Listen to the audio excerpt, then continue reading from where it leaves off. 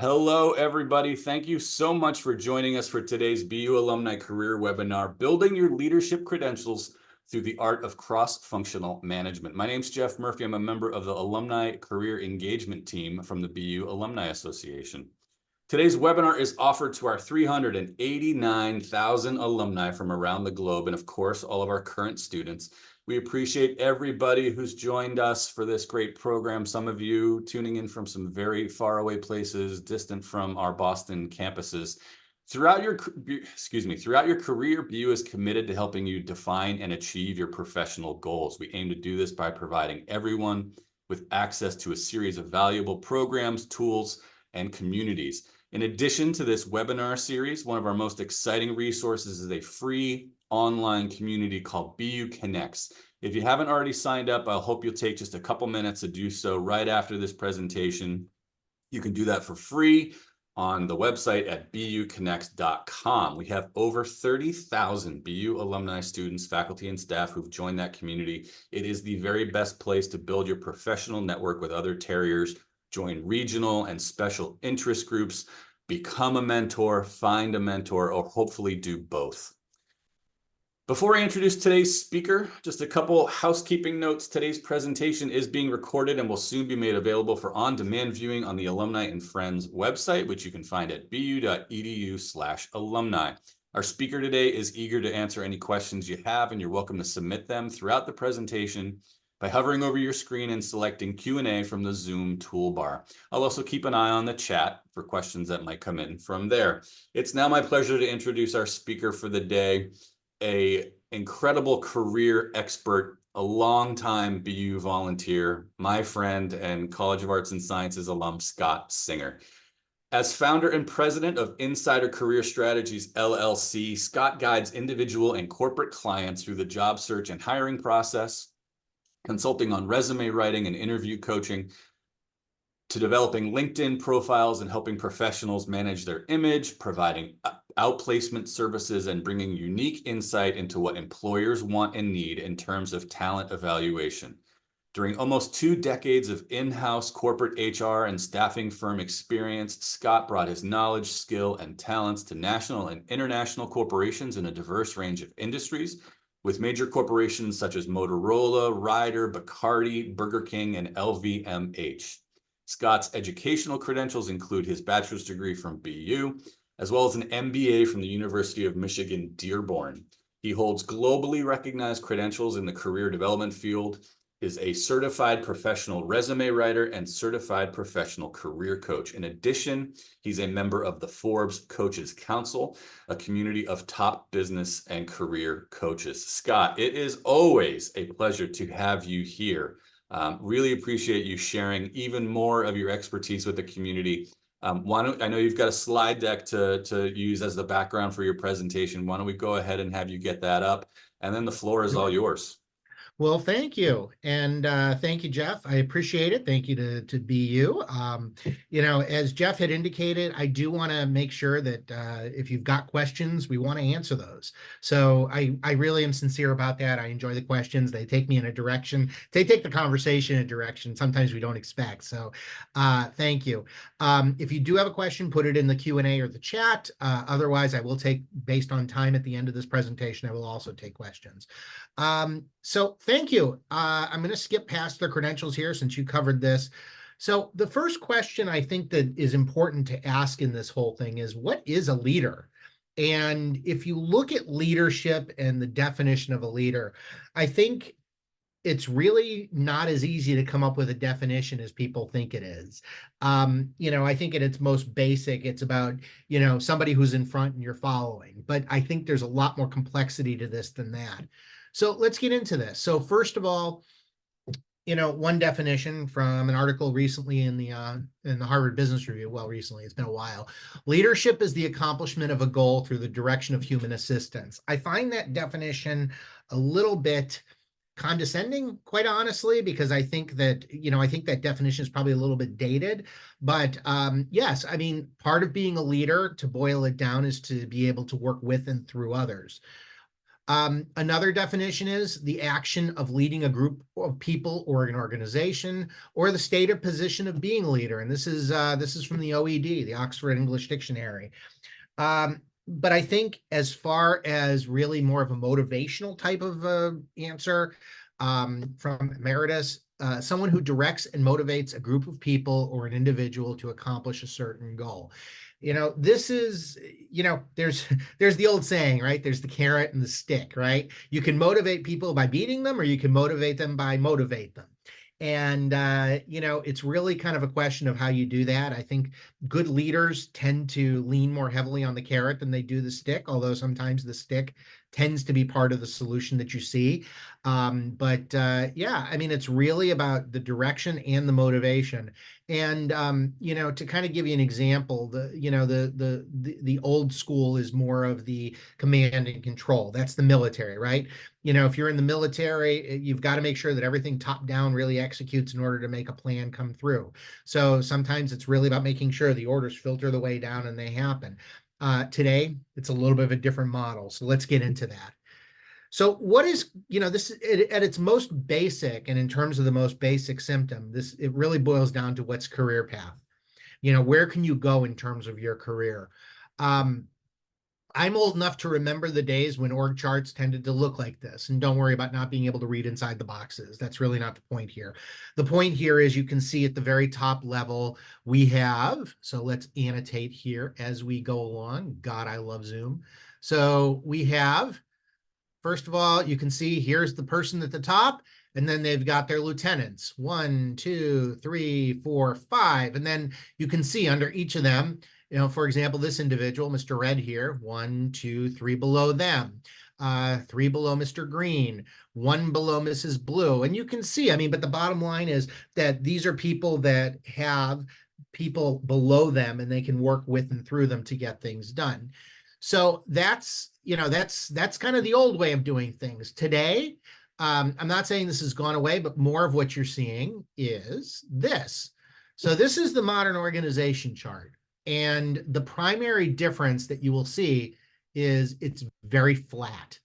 And you'll hear that term a lot, flat organizations, meaning that, there's very few reporting people below. People tend to have, there's what's in organizational alignment, there's something called spans and layers. And the idea of spans and layers, I know I'm getting into organizational development concepts here, but what that means is how many people, spans are how wide, how big is your organization width-wise, and your layers are how many people down do you go in terms of having an organization. Currently, the trend is about spans and layers going away. It's more about having a flat organization. So, that's what's different. And, this really raises a very important question. Well, if I can't go up, in this one, what? If I'm down here, there's a potential that I can maybe go on the left chart and go up in a bunch of different directions. This one, there's either a cross or I have to knock off the other 6 people to get up. So that's kind of how things look today. So, this is the fundamental difference about how organizations are structured. But I think you're also going to see this also has changed a lot of the way that we operate and a lot of the way that we function and the way that we measure success in an organization today. So this brings us to the concept and the title of the presentation, which is cross-functional management. I'm just curious if any of you on the Zoom here, if this is the first time you've heard this, please just indicate in the Q&A or the chat. I'd love to hear. I'd love to know from a perspective standpoint. But cross-functional management, basically, it's also known as matrixed leadership. And as you can see on the chart to the left, it's less about going straight up or down in terms of your reporting structure. There's a lot of other dependencies. So what it can mean is that you're heading groups of people from various departments in an organization. So it can be for a specific project, meaning, we have a system that we need implemented and it's going to last 1 year and we need you to manage that. Or, it can be, as in temporary, or it can be more of an ongoing purpose. So an example of that is that you'll see a lot of organizations have a project management organization. It is the project management model, which means that you've got people across the organization. You have a portfolio of things that you're responsible for making sure that you get done, but you don't own them directly. This is more about working with and through other people. But you'll also see, a good example of something that's a matrixed or cross-functional leadership piece is, and I think everybody who's in a larger organization faces this, which is finance.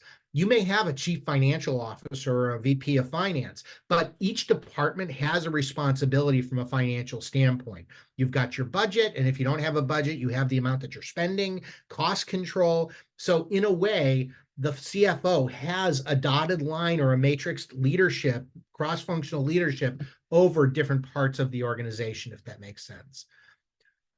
So, this is the funny thing about this.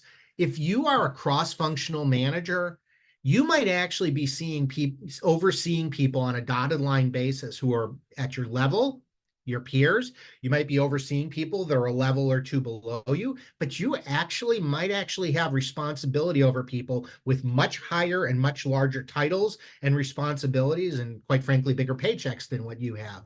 So, cross-functional management is really about working across these organizations, working with people who work in different functional areas. You might be in IT and you're managing people on a project from HR and operations. You might be in an any sort of department doing that, but it's really working across those verticals.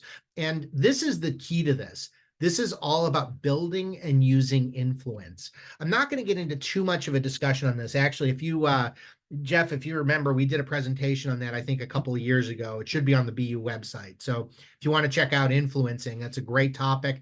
And it's a skill that I think everybody wants to work on developing these days. Yeah, Jeff, I mean, you're right. One of the biggest differences in responsibilities in matrix work is you're responsible for the outcomes, not the people. You may have a little bit of a say on everybody on your project team for their performance appraisals, but you're not the one doing it. You are making sure that whatever you're all working on, that you are delivering the result.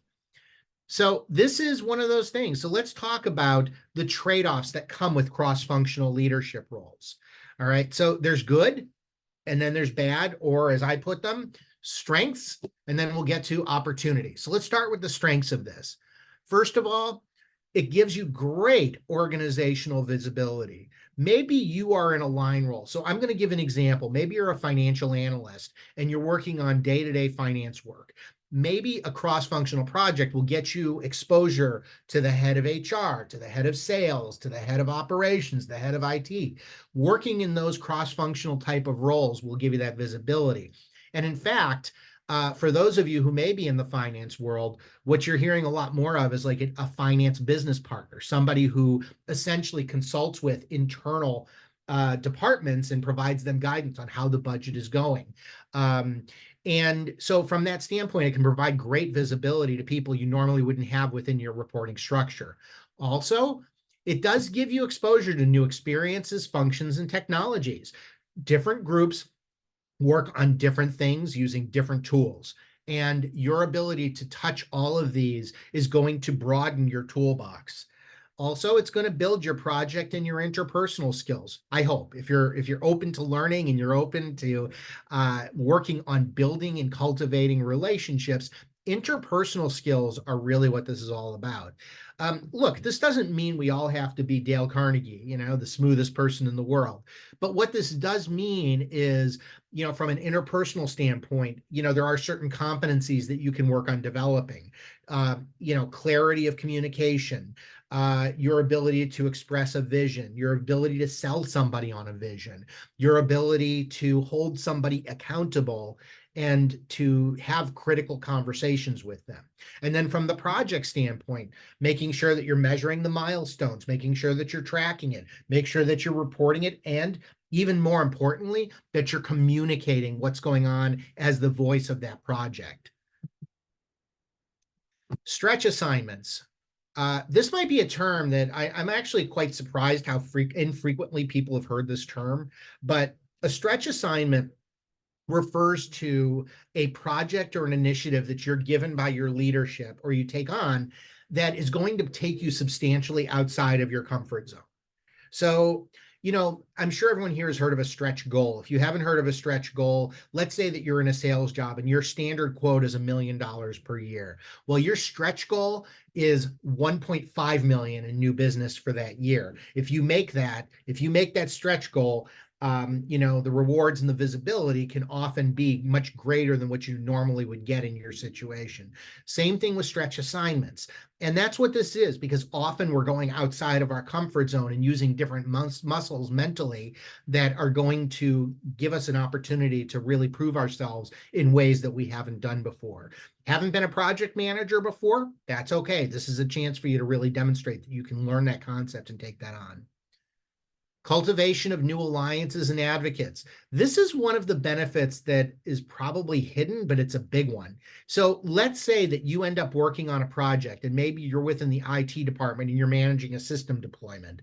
Well, one of your customers is the head of human resources, and you do a really good job on this system implementation, and you work with the chief HR officer, and you've made an impression with this individual now who is in a position to advocate for you from a talent standpoint, be able to talk about you from a career standpoint, and quite honestly, has probably the visibility up to the higher levels of the organization, while at the same time being able to advocate on your behalf to your direct manager. So think about this. All these relationships are intermeshed. We don't work in a silo. You may work in a silo, and that's not ideal, but if you do, this is a chance to break out of this and to really build some new customer relationships and new dependency relationships. Now, as far as opportunities, yeah, this is right. You lack true authority. We talked about the carrot and the stick. You really don't have either, quite honestly, in this particular type of situation. You can bring people along in the vision. You hope you can sell them on what the benefits of this, but if somebody's not doing their part, you don't really have the authority to, necessarily, reward them appropriately. This is the kind of situation where you've got to work with and through others, and you've got to try to hold them accountable. So if you have a team that's a bunch of duds, I'm sorry, but you're kind of stuck with that. So you've got to find some ways to work with that and around that. And sometimes that means partnering with your team members' managers, their direct managers, to try to help work through and prioritize what you're doing. But, in direct correlation to this, and sometimes in conflict to this, is the need to build trust.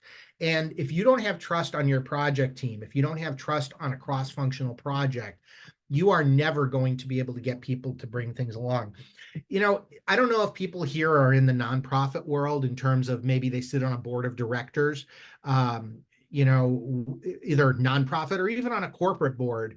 But this is if you ever sit on a board role and you have a board leadership role, that is the absolute definition also of cross-functional leadership. Here you are, you're on a board, you have a bunch of peers, and you can take that from one of two ways. If you can either just, be there yay or nay and vote on the different things that you're doing from a standpoint of governance, or if you really want to influence success in the board, you need to cultivate trust with other people on the board to be able to motivate them and to make sure that they buy into your vision and you can sell that through.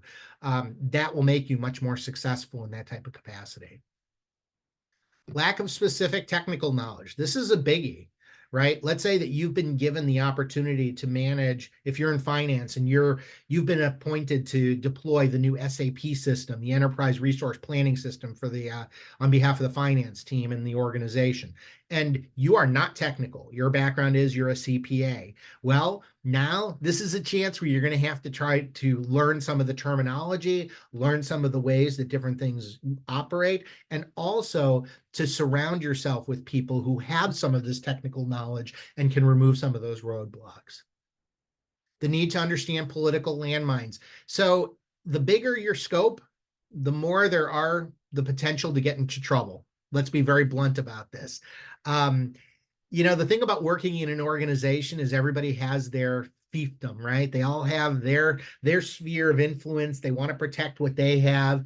Yes, there's also a sense of trying to hopefully get the organization as a whole to move forward, but everybody has their thing. They have things that they want to protect and that they value. So understanding what are the political landmines in the organization, trying to get in front of that, talk to people when you're building a scope on a certain project. It certainly makes sense to really talk to people across the organization, across disciplines on your team, to understand who might have objections to what we're doing here, who might have some perceived conflicts with this, and how can we overcome this. Look, I've been, during the course of my career, I've stepped in it. It's happened. I've stepped into landmines and situations where, I've basically bumped against someone else's priorities. It helps to know this in advance, because if you can anticipate it, it's going to be a lot easier than digging yourself out. All right, so this can be like herding cats. I don't know if there was a commercial some years ago. I love this expression. There was a commercial some years ago where they showed these folks, these cowboys. They were basically like, on their horses, and they had lassos, and they were basically trying to do a drive, and it was all thousands and thousands of cats. Now, if anybody knows anything about a cat, cats don't do what cats don't want to do. Cats are not eager to please. They're not dogs.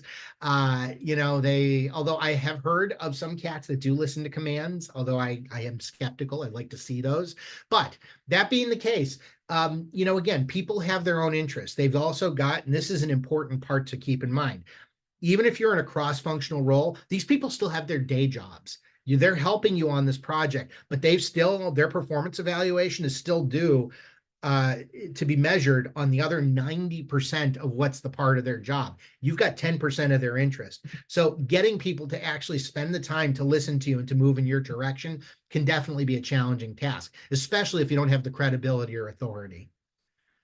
Now, this is a downside, at least in the short term, which is your compensation may stay the same. Yes, it's an additional piece of your job, but they're not necessarily going to throw more money at you to do it.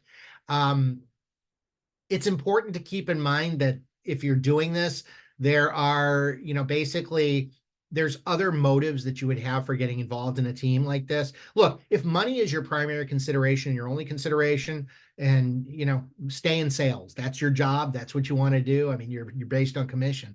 But in a corporate setting, this is the kind of thing where basically what you're doing is you're banking credibility and you're banking reputation. So this is the kind of thing that, if you do well in one of these types of situations, it may position you for a promotion down the road, or even in line while this project is happening. Or, once the performance appraisal time comes around, making sure that you have a case that you can really advocate for yourself. If you find that your job has really increased in scope way beyond what you normally have been doing, then you have a case and you can build that case for it. But keep in mind, if you're appointed to a cross-functional team, chances are your paycheck's going to look the same. And then, of course, no matter how it goes, Jeff hinted, you own the result. Sorry, man, people are not going to go down with the ship. This is your ship. And if you built this team, if you manage this team and you are responsible, if you're anticipated to get the credit, then you're going to have to own the failure as well. So that's part of it. We have a question here from Madison Obreets, and thank you, Madison. I'm going to read this. With this new flat org structure, it seems harder to qualify your successes to ask for a promotion when there isn't a clear path and cross-functional projects vary. How do you recommend to advocate for oneself? I am going to get to that a little bit further in terms of the performance appraisal, but I'll address this now, which is you want to make sure that you are measuring what are the results that you did achieve from this.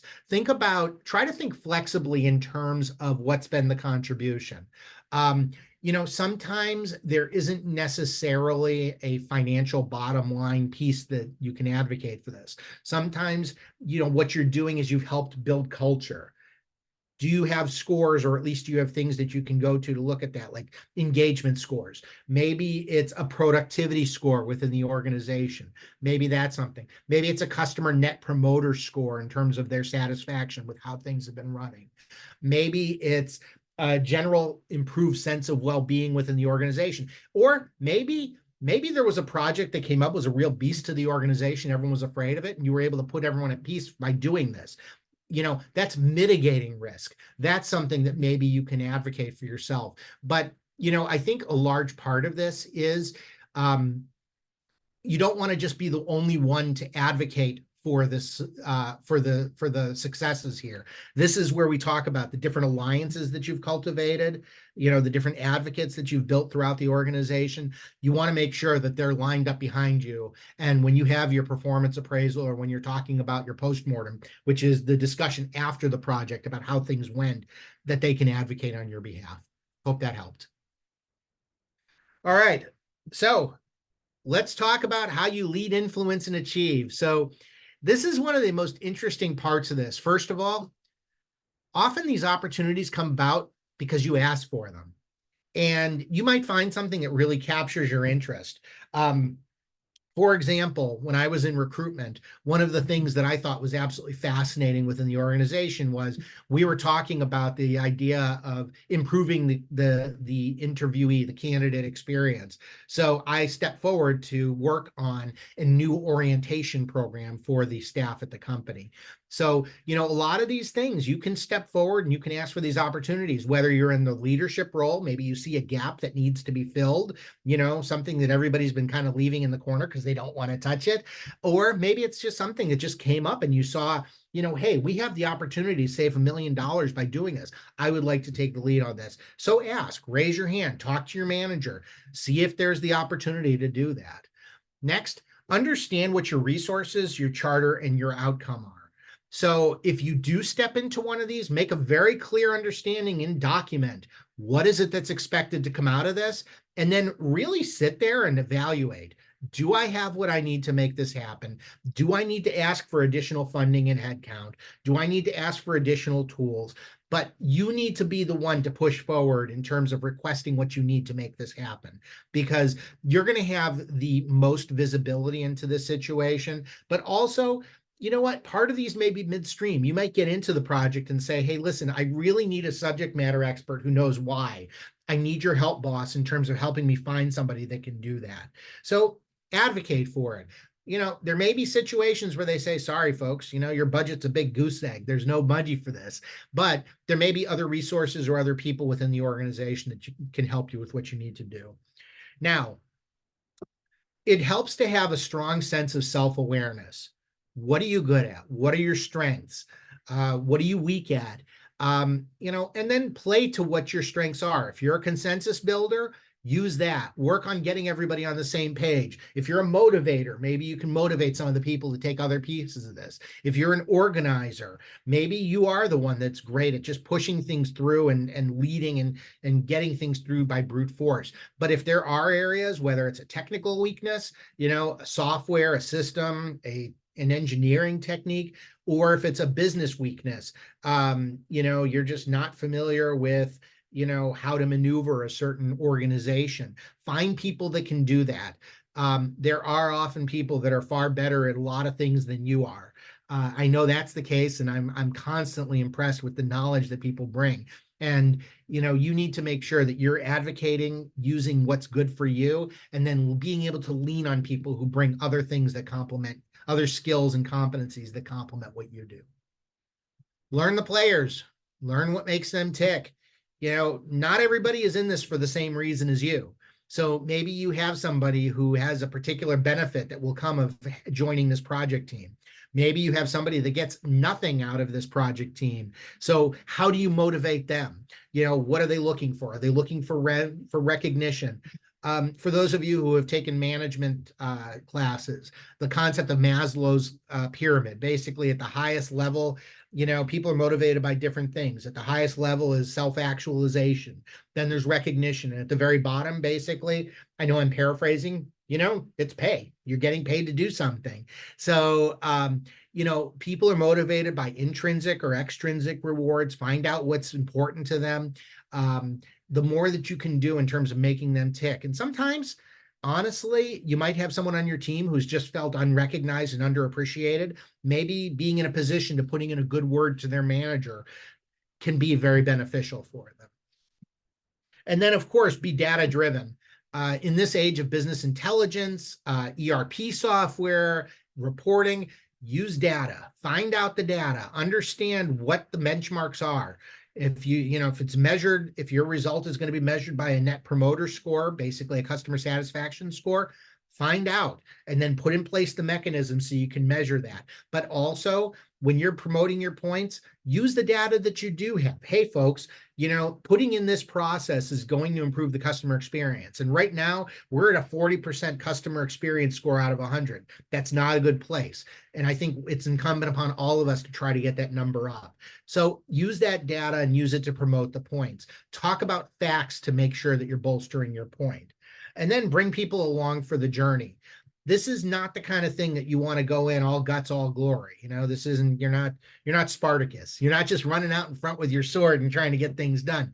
This is really about making sure that you're working as a team and getting everybody on the same page and getting them to help move forward at the same pace. And that means making sure that everybody understands the mission and the vision. It makes sure that everybody has the tools that they need, doing check-ins and learning from other people on the team what their perspectives are and what their points of view are, validating those and engaging in critical conversations.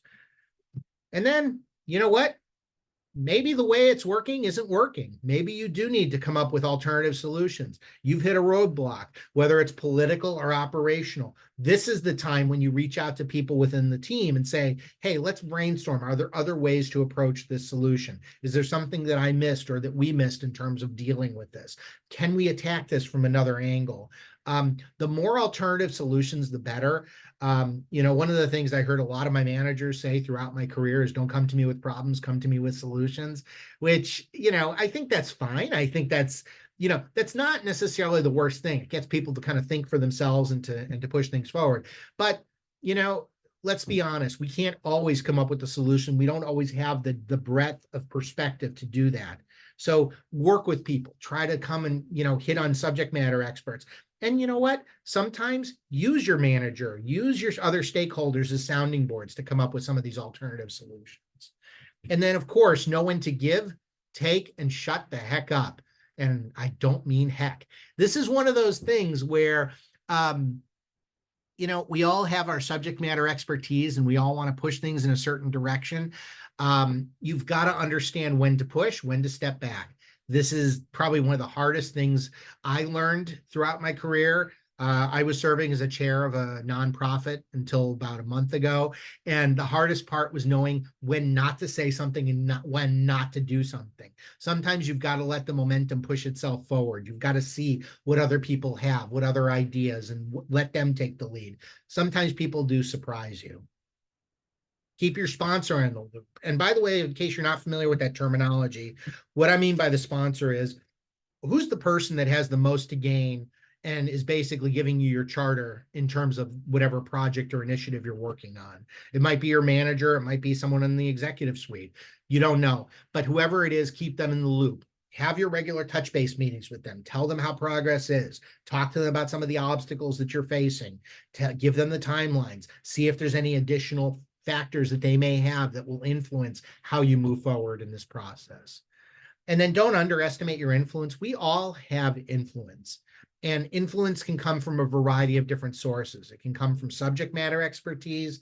It can come from a situation where you have been in a winning situation. You made an impression on people. It can come from above. Maybe you are the appointed one from the CEO who thinks you're the greatest thing since sliced bread.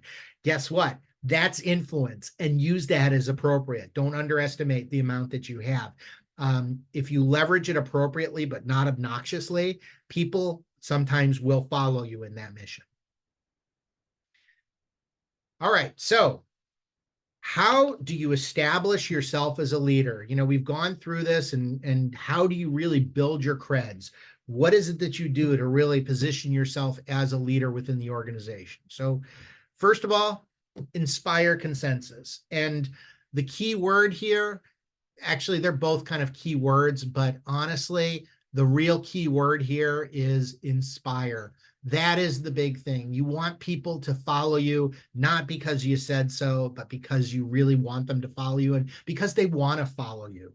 And, keep in mind the other part of this is consensus. Consensus means that sometimes the solution you want is not the solution that you arrive at. Consensus means that most of the people get on the same page about the direction that you want to head in. And sometimes a solution can be It can be 80% of what you wanted. Maybe it's 50% of what you wanted. Sometimes it is 100%, but inspire that consensus. Really make people feel valued and make them feel that they are going to be able to be part of that in order to be part of the solution. All right, so then the next piece is model your valued leadership competencies. I've used the term competencies a couple times, and let me clarify what I mean by that.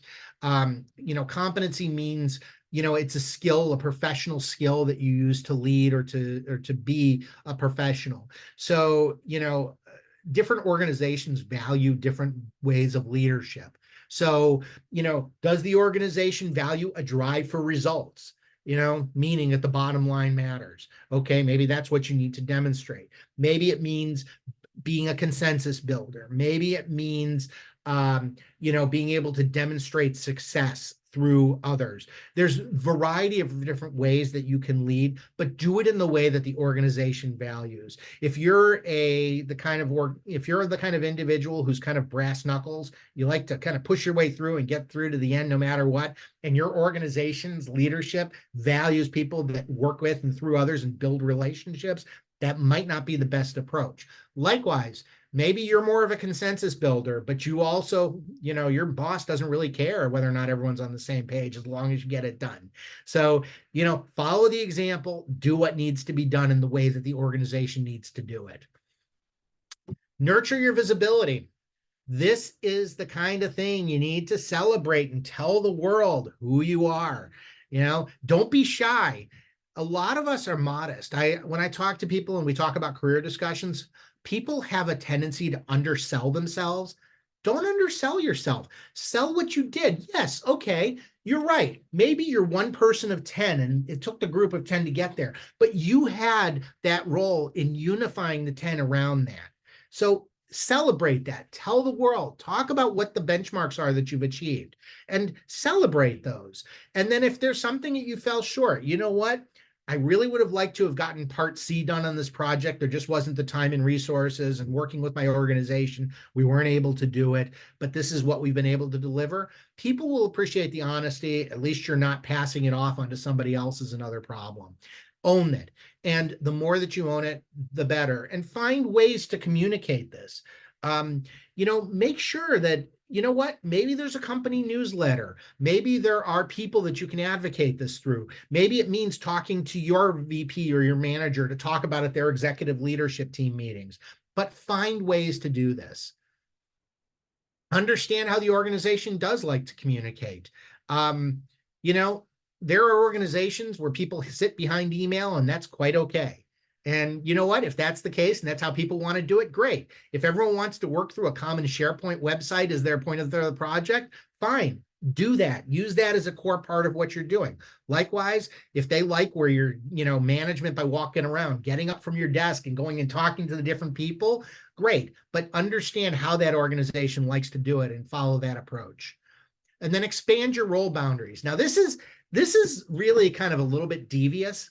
Kind of honestly, influence is taken, not given, meaning that if you see a vacuum for power in terms of being able to do something within the scope of your project, take it. You can take it. Nobody's going to stop you in many cases. And that influence is taken. And I'm not saying you should go ahead and do a hostile takeover in terms of taking over another department. That won't fly. But what I am saying is that if you see, hey, you know what, we're working on this project and it covers parameters A, B, and C, but I also see an opportunity for us to do D, and it's going to impact that group.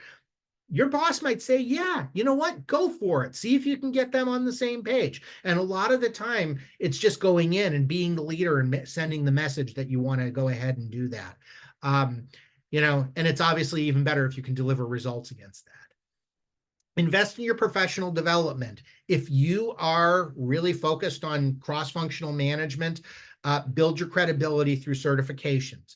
The PMP, the project management professional, is kind of the gold standard from a project management standpoint in terms of methodology. But there's also Agile certifications, certified Scrum Master. Also there's technical development. Maybe, if you're working on a systems-oriented initiative, learning about how systems work, take an MIS class, but invest in your professional development, but don't neglect your professional interpersonal skills, your leadership skills. And that may mean going back and, working on your MBA. It might, although, I mean, sorry, Jeff, if it's controversial, contradicts you, but an MBA isn't always the way to become a leader. It teaches you the ways to think like a leader and to understand how a leader should work. But working with an executive coach can be a very empowering situation. That's a great way to work on your professional development. Also, a lot of companies have what's called individual development plans, where, as part of your annual performance appraisal, you pick the areas that you want to continue to grow and develop. And, that also puts the company in a position to try to allocate some resources to help make that happen. Take that ownership. Leverage your new experiences to reposition yourself. Hey, guess what? I've been a coder. I've been doing code and C++ and Python. I'm done with this. I really want to become a project manager. Great. You've done it. You had this project. You've built the credentials, whether it's inside the company or somewhere else. Use that opportunity. Take that, leverage it. You've reinvented yourself. Think proactively and flexibly in driving your career pathing. Don't take on assignments that are going to get you so far off the path that they're going to totally send you in a direction that they're not going to be welcome. So, in terms of the things that you see in terms of your career pathing, if you see that there's leadership pieces that are missing, great. This is a great way to do it. If you realize that getting visibility with other stakeholders is going to be what's important to get you that promotion, that may be something you need to do. If you see that a certain project is a dead end and 10 other people before you have failed to slay the dragon, probably not the best career move. Stay away from it. On the other hand, unless you've got the skills to make it happen. And then to come back to the question, take your performance appraisal really, really seriously. I'm going to say, I know this is probably a really unpopular opinion, but I hate performance appraisals. I really do.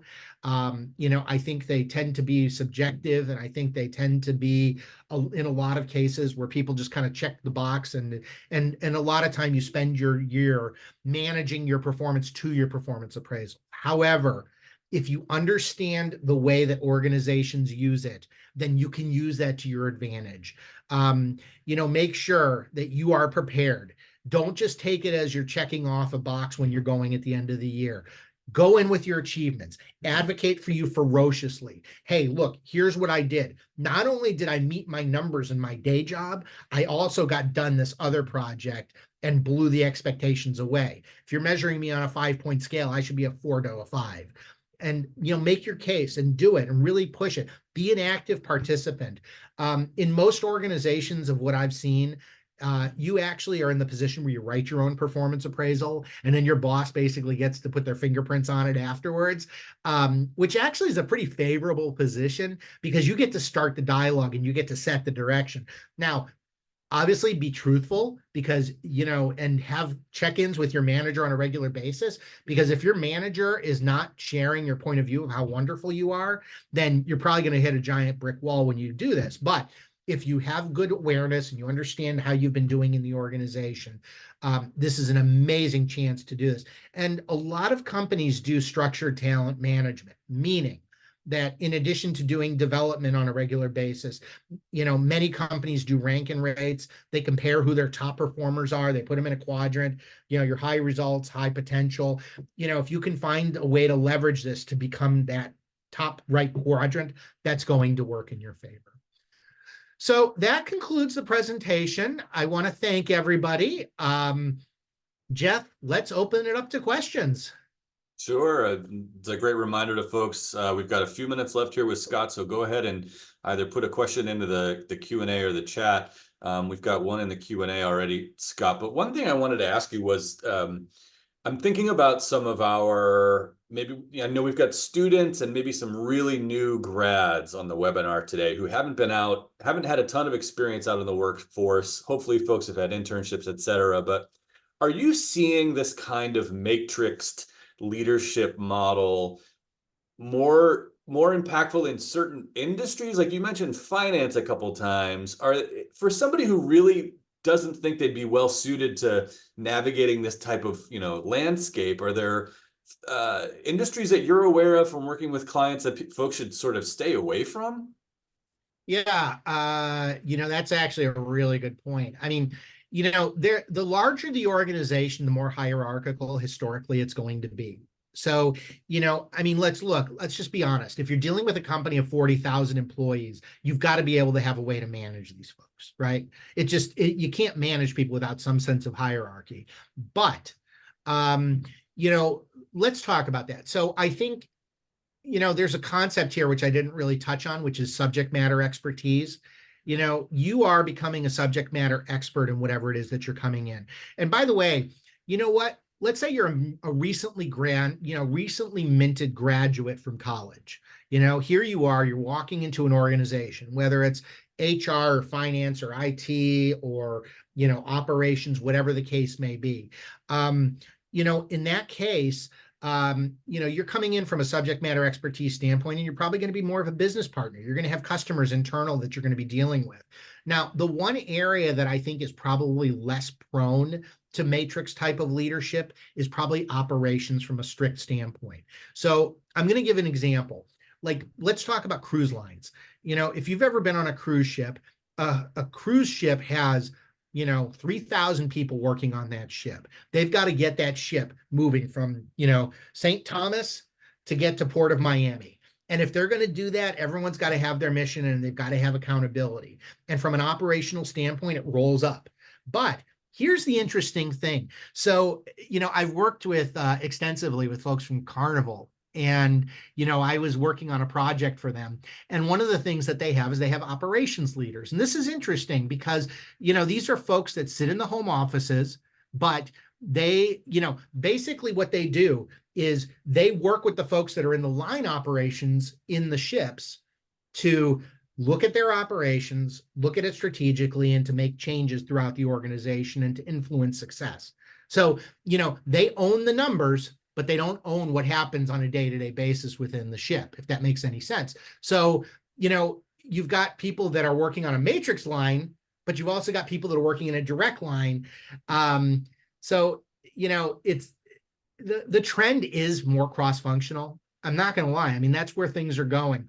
And there's several reasons for this. Number one is financial. The less managers that you've got in the middle, the less salaries you have to pay. Just let's be blunt about it. That's one of the main drivers.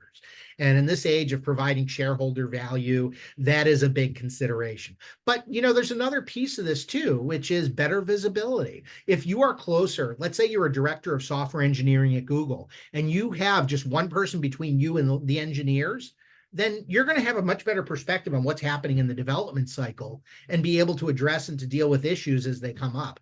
So, it's really hard to say. If you're operationally focused, though, I think if you are not the kind of person who's great working in a cross-functional setting, operations is probably going to be the best area to go into. But, I think everything else is becoming much, much more matrixed. So a question that came in from somebody, they said, currently I am this exact type of operational manager at my job, which is an independent small business. How can I launch this skill set into consulting work for others? If I were able to find a better paying position with a different employer, I would change jobs. So somebody who's had success in this kind of environment, how do you see that as them being able to then turn that into a job as a consultant for others?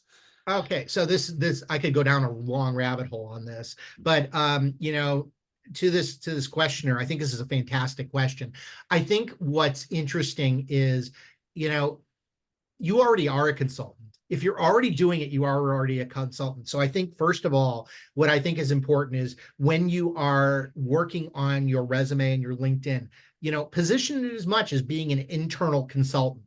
Show the consulting competencies, show what you've done, show that you've influenced, show what the results have been that you've been able to do, and talk about the whole management, consulting kind of lifestyle, doing needs assessment, understanding, building project plans, and so forth. And then, honestly, market the heck out of yourself to Deloitte and Ernst & Young, because I think, those kind of skills are pretty valuable. It depends what the industry is, but I think overall, I think you're in a pretty good position to market yourself. This was a really interesting question that came in from Sean. With a matrixed organization, do you have any recommendations for navigating the tricky task of providing feedback about contributors who do not directly report to you, particularly if this feedback is constructive criticism? Ideally, their supervisor should be soliciting this feedback, but that's often not the case. Even if they do, they may be the type of people that only want to hear the good things. So that is an interesting question. How do you give feedback to folks if you're not doing an annual review for them? You don't want to just, say just the good things, but not give the constructive criticism. Yeah, that's a great question. You know, Sean, this is a really good question. I think there's a couple of different approaches that you need to think about. I think about, first of all, is what's the risk reward for providing negative and constructive feedback, right? And I'm just being honest, you got to protect number one first. So, it's one of those things, you don't know if this employee was meeting the expectations and exceeding the expectations on their day job. So that might be part of it. You also don't know the relationship that manager has with that individual. Also, that individual might be the son of the CEO. Never know. So, you want to be careful about that. I think there's a couple of ways that you can address that. I think number one is you can certainly, let the managers of the folks know, here's what we've been able to achieve as a team. Here's what we've been able to do. If you'd like specifics, please feel free to contact me. I'm happy to talk to you. Don't be proactive about it in terms of sharing what the specifics. Yeah. So I think that's part of it. I think the other part of this is, and I know this is a little bit of a passive aggressive approach, but I'm going to share it anyway, which is reward the people that really did make the contribution. Call out the people that really made a difference, really highlight the folks that were the difference makers on your team. That's probably going to be the more productive, and it's probably going to help you longer in your career. I'm slightly changing, I think I want to understand this question fully, but for folks that have not done well in a matrixed environment, Scott, do you have recommendations for folks on what are the things that they need to focus on first in order to turn that around? I mean, so much about everything that you talked about understanding your skills, understanding your shortcomings. How for somebody who's not doing well in that kind of environment, what do they focus on first to try to turn that around? I think honestly, it's find out what the people you have to work with, what they want. At its most basic, find out what the priorities of the people that you work with, understand what motivates them, understand why they may not be interested in what you're selling, and understand from people that have been there for a while, hey, what's been successful in terms of working with some of these stakeholders? This all goes back to the landmine discussion too, understanding, what could be some of the obstacles that you'll face. But I think, speaking for myself, I've always been more of a very action-oriented professional. I get data, I want to jump on it. And I think a lot of this is before you jump on it, before you pick up the phone and call that other person, I've had to learn to kind of take a moment, take a deep breath, say, all right, am I really going to get the outcome that I want from doing this? What might be a better way to do it? So I think the self-awareness is part of it, but also understand what motivates the other folks that you're involved with. There's this question in the Q&A from Jackie that I feel like you talked about a little bit in terms of like making the case for in today's sort of data environment about showing the successes. But Jackie's a system engineer, frequently helping move cross-functional topics forward or supporting a team with their own work, building consensus on topics. How do I show the work my team does, even though the deliverables aren't always tangible? And I think what I heard you say, Scott, was you got to find out a way to to track those successes and make sure that you're reporting back on them. But do you have any other comments on that? Yeah. So Jackie, that's really a good question. And I think a way to think about this is what's a group accomplishment that you've contributed to? So, here's let me give you an example. If you're a systems engineer, and I'm assuming you're working on the hardware, software side of it, the networking, and I'm just making an assumption, talk about the uptime for the organization. If the work that you've done has contributed to a 5 nines organization, meaning that the IT software, everything, systems are up for 99.999% of the time, that's a good sell. I'm not saying you can take 100% of the credit for it, but I think if you can demonstrate that you have played an integral role in making sure it's not what happened because of a result, but what you made sure didn't happen. Show the risks that you've been able to avoid by leadership on those projects. Our next two questions are pretty similar, and I think that you addressed this several times in your presentation, Scott. But how can cross-functional leaders effectively overcome resistance or skepticism from team members?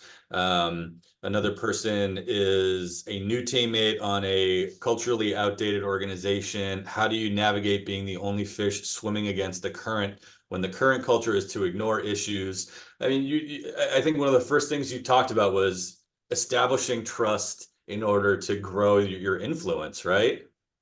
Yeah, I think that's part of it. I think also turn on the open to work on your LinkedIn, but that's another conversation.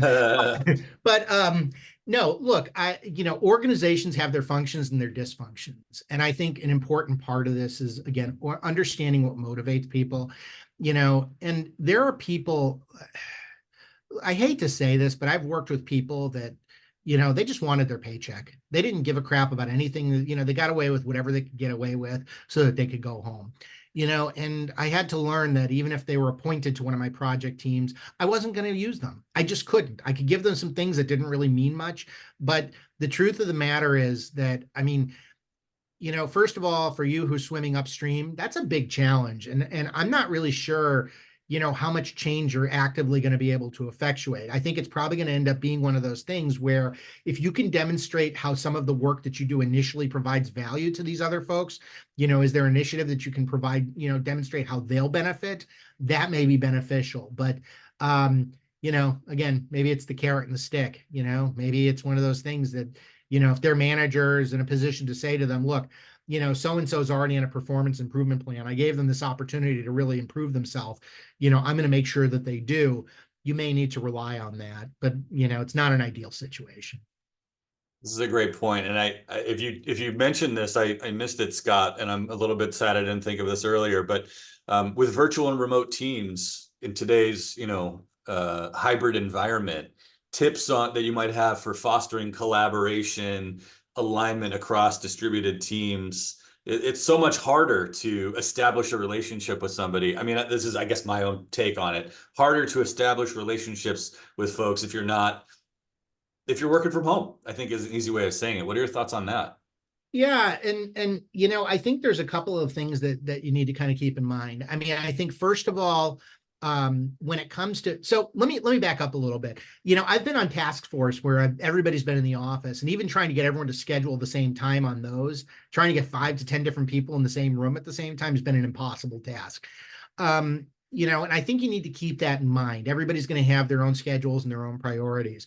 I think what's important is, number one, is to make sure that you've got a communications cadence that works on a regular basis by email and other methods. I would suggest using any sort of knowledge sharing base. I think also, keep in mind that when you do schedule meetings, you're going to have 80% attendance, 70% attendance, and you can rely on a certain number of core people that are going to show on a regular basis and the rest that can't. And there's certain people you'll need to catch up. But I think the other part is, and this is, it's both clever and insidious, which is, if you can spend the time to really highlight the wins and to highlight the people who really help make those wins happen, it may motivate some of the other people to be more involved.